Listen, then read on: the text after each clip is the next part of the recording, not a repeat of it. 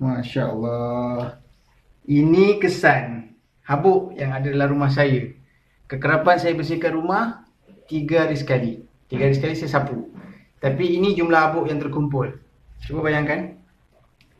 Ya Allah, banyaknya. Ini teruknya. Ih. Masya Allah. Ha, tuan-tuan tengok. Adik ambil sapu tu, dek. Sapu. Ha.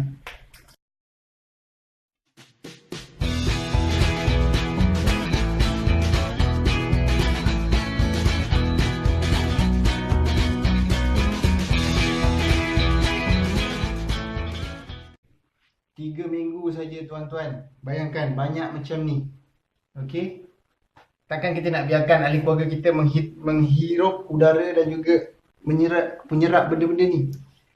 Selamatkan diri kita dan keluarga kita daripada makhluk-makhluk halus macam ni. Assalamualaikum.